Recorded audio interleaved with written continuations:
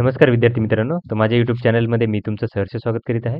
तर तुमच्याकडे एका महत्त्वपूर्ण विषयावरती व्हिडिओ घेऊन आलो तो म्हणजे महाराष्ट्र शासनाच्या वन विभागामध्ये जी भरती प्रक्रिया सुरू आहे वनरक्षक पदाकरिता. तर त्याची जर बघितलं तर त्यांनी मेरिट लिस्ट आहे ती काय केली की प्रसिद्ध केलेली आहे.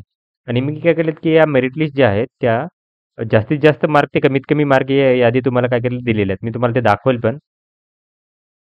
ओके. इथं जर बघितलं तुम्ही तर या सगळ्या ज्या याद्या आहेत म्हणजे अमरावतीची यादी आहे ही.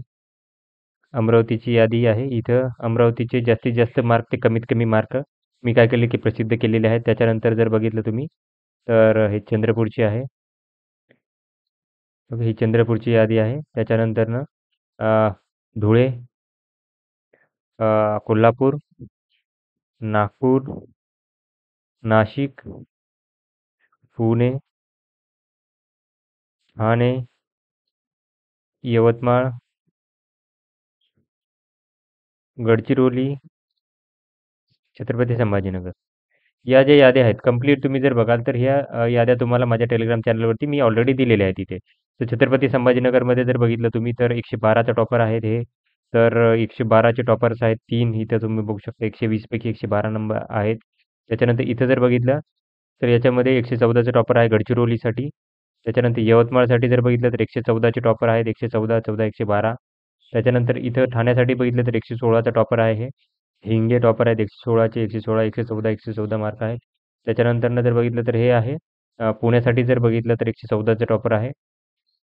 त्याच्यानंतरनं नाशिकसाठी तर इथं जर बघितलं तर नाशिकसाठी 118चा टॉपर आहे जास्त सगळ्यात जास्त नाशिकसाठी.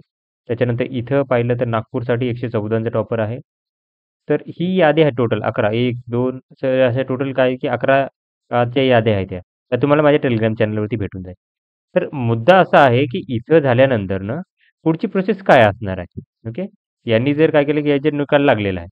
तर खूप साऱ्या विद्यार्थ्यांना असं आहे की या लिस्टमध्ये 45% पेक्षा जास्त ज्या मार्क आहेत, त्यांना सगळ्यांना डॉक्युमेंट म्हणजे 45% म्हणजे 54 मार्क.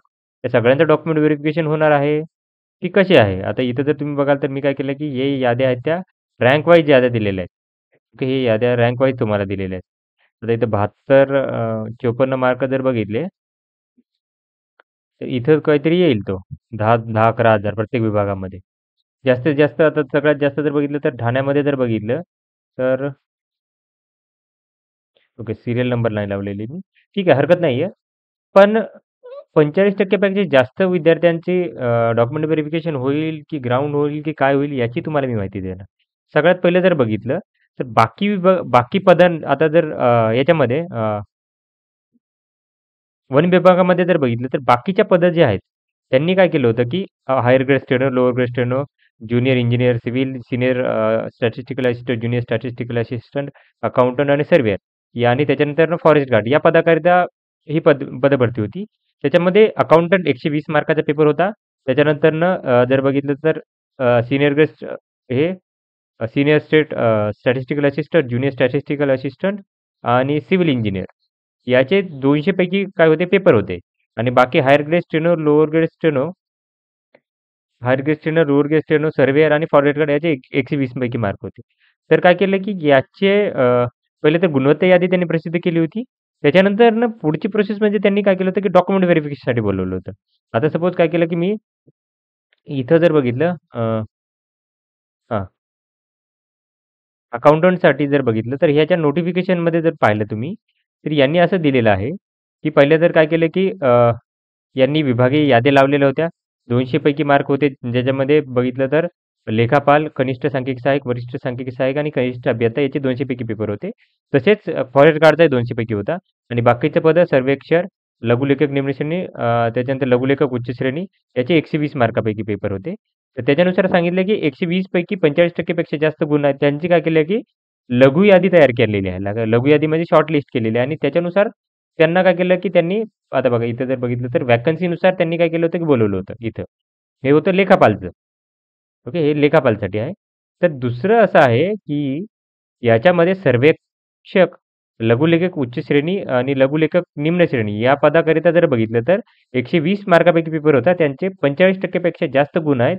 त्यांची गुणवत्ता यादी तयार केलेली आहे. आता गुणवत्ता यादीमध्ये काय केलंय ते दाखवतो तुम्हाला आता. काय हायर ग्रेड स्टेनोग्राफरची गुणवत्ता यादी, लोअर ग्रेडची दाखवेल. हां. तर याच्यामध्ये काय केलं, की यांनी 120 मार्क ते 54 मार्क बघा. 120 मार्क तर 54 मार्क म्हणजे 45% मार्क. त्या सगळ्यांना बोलावलेलं आहे. या सगळ्यांना बोलावलेलं आहे. इथं जर यादी तुम्ही बघाल, तर या सगळ्यांना बोलावलेलं आहे. तर इथंही फॉरेस्ट गार्डसाठी काय आहे, की या विद्यार्थ्यांना डॉक्युमेंट व्हेरिफिकेशनसाठी बोलावलं जाणार आहे पुढे. इथून पुढे डॉक्युमेंट व्हेरिफिकेशन होईल त्यांचं आणि त्याच्यानंतर ग्राउंड होईल. डॉक्युमेंट व्हेरिफिकेशन पहिलं होईल किंवा ग्राउंड पहिलं होईल. या दोन्हीपैकी एक अजून त्यांनी डिसाईड नाही केलं, बट कुठलीतरी एक प्रोसेस पहिली होईल. त्याचं टाईमटेबल उद्या एक्स्पेक्टेड आहे, सोमवारी एक्स्पेक्टेड आहे. म्हणजे सोमवारी टाईमटेबल उद्या एक्स्पेक्टेड आहे या गोष्टीचं.